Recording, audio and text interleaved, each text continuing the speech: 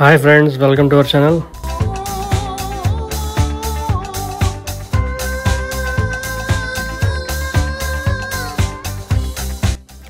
ఇవాళ రిలీజ్ అయిన నేజా 2 అనే చైనీస్ మూవీ చూడటం జరిగింది. టోటల్ రన్ టైం వచ్చేసి 2 గంటల 23 నిమిషాలు అండ్ బడ్జెట్ వచ్చేసి $80 million.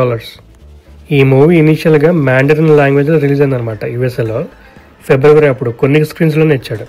ఈ మూవీ బాక్స్ ఆఫీస్ హిట్ అవడమే కాకుండా ప్రపంచంలో హైయెస్ట్ గ్రాసింగ్ యానిమేటెడ్ మూవీగా నిలిచిందనమాట. టోటల్ $2.2 billion వసూలు చేసింది ఇప్పటిదాకా అండ్ ఇంకా కౌంటింగ్. ఈ వరల్డ్ నుండి యూఎస్ఏలో ఇంగ్లీష్ వర్షన్ కూడా రిలీజ్ చేస్తాడు అనమాట with more theatres like Dolby, IMAX 3D వర్షన్లో కూడా. నా మూవీ ఎక్స్పీరియన్స్ చెప్పాలంటే బాగా నచ్చింది అండ్ అక్కడ కూడా బోర్ కొట్టలేదు. ఇన్ఫాక్ట్ ఇది ఒక మాస్టర్ పీస్ అని చెప్పొచ్చు. ఇది 2019లో వచ్చిన నేజాకి డైరెక్ట్ సీక్వెల్ అనమాట అండ్ బాక్స్ ఆఫీస్ హిట్ కూడా అది అప్పట్లో. ఈ రెండు మూవీస్ కూడా లూ జెగ్జింగ్ అండ్ జుగ్ జాంగ్లింగ్ రాసిన ఇన్వెస్టిగేటర్ ఆఫ్ ద గాడ్స్ అనే నవల్ మీద బేస్ తీశారనమాట. నేజా ఫస్ట్ పార్ట్ అయితే ఫేట్ వర్సెస్ చాయిస్ థీమ్ మీద వెళ్తుంది, బట్ ఇప్పుడు సెకండ్ పార్ట్ అయితే friendship, sacrifice and shared destiny మీద వెళ్తుంది అనమాట థీమ్. అసలు మేము ఇంకా ఫస్ట్ పార్టే చూడలేదురా బాబు, అసలు అర్థం ఏంటో చెప్పరా నాయన టైటిల్ కంటే. చైనీస్ మిథాలజీ ప్రకారం మల్టిపుల్ మీనింగ్స్ ఉన్నాయంట, like child god or demon boy etcetera. ఇంచుమించు డెమి గాడ్ లాగా అనమాట. మంచి చేయడం కోసం తన ఫేట్ అండ్ డెస్టినీ తిరిగి రాయగలడు అన్నట్టు. ఈ మీనింగ్ కి హిందూ అండ్ బుద్ధిస్ట్ రూట్స్ కూడా ఉన్నాయంట లింక్. అసలు ప్లాట్ లైన్ ఏంటి అంటే, ప్రీవియస్ మూవీ క్లైమాక్స్ జరిగిన లైట్నింగ్ ఫైట్ వల్ల నేజా అండ్ ఏవో బింగ్ బాడీస్ డెస్ట్రాయ్ అయిపోయి సోల్స్ మాత్రం మిగులుతాయి. మాస్టర్ టేయి జెన్రన్ 7 colored సీక్రెట్ లోటస్ తో వాళ్ళని రీబిల్డ్ చేయడానికి ట్రై చేస్తుంటాడు. వాళ్ళ ఫేట్ ని చేంజ్ చేయడానికి సక్సెస్ అయ్యాడా లేదా, మధ్యలో ఈ డేమోన్స్, మాన్స్టర్స్ అండ్ డ్రాగన్స్ గొడవ ఏంటి అనేది మూవీలో చూస్తారు. పాజిటివ్ చెప్పాలి అంటే స్క్రీన్ ప్లే డైరెక్షన్ చెప్పొచ్చు. ఈ మూవీ డైరెక్ట్ చేసిన యూ యాంగ్. ఈయన ఇంతకు ముందు వచ్చిన నేజా పార్ట్ 1 తీశాడు. రిచ్ స్టోరీ టెల్లింగ్ అని చెప్పొచ్చు, ఎమోషనల్ డెప్త్ తో and strong character development.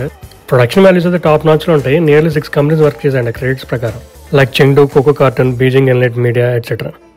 Action sequence అయితే మైండ్ బ్లోయింగ్ ఉంటాయి అనమాట. ఆ విజువల్స్ కానీ, ఆ స్టన్నింగ్ స్లోమో ఎఫెక్ట్స్ కానీ. 5 ఫండమెంటల్ ఫోర్సెస్ ఆఫ్ నేచర్ ఉంటాయంట వాళ్ళ మిథాలజీ ప్రకారం, మనలాగే like fire, water, earth, metal and wood అని. నేను IMAX ఫార్మాట్లో చూసాను అనమాట విత్ లేజర్ 3D. చాలా ఇమర్సివ్గా అనిపించింది నాకైతే. ఎఫెక్ట్స్ కానీ విజువల్స్ కానీ చాలా గ్రాండ్గా ఉంటాయి.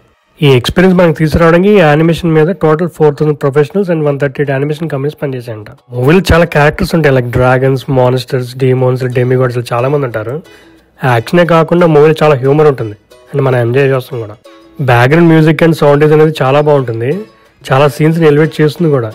3 వర్క్ చేశారు, వ్యాన్ పించు, రియూ యాంగ్ అండ్ రాక్ చెన్.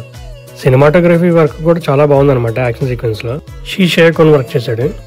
నెగిటివ్స్ విషయానికి వస్తే నాకు పెద్దగా కనిపించలేదు. కాదో కూడదో మెన్షన్ చేయాలంటే మూవీ రన్ టైం కొంచెం ఎక్కువ అనిపించింది. ఎడిటర్గా చేసింది లిన్ క్యూయింగ్. టూ మెనీ క్యారెక్టర్స్ ఉండటం వల్ల వాళ్ళ పేర్లు మనకి కొంచెం కష్టంగా అనిపిస్తాయి పలకడానికి కానీ గుర్తుపెట్టుకోవడానికి. ఆల్సో ఆ కల్చరల్ రెఫరెన్సెస్ కానీ హ్యూమర్ని కానీ అర్థం చేసుకోవడానికి కొంచెం టైం పడుతుంది. పోస్ట్ క్రెడిట్ సీన్స్ ఏమైనా ఉన్నాయా అంటే ఒక మిడ్ క్రెడిట్ సీన్ ఉంది, బట్ ఆ సీక్వెల్ని ఇస్తుందా లేదా అనేది మూవీలో చూడాల్సిందే.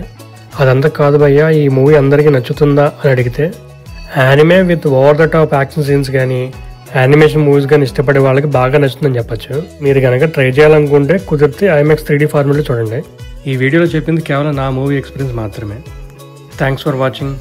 Please like, share and subscribe to our channel.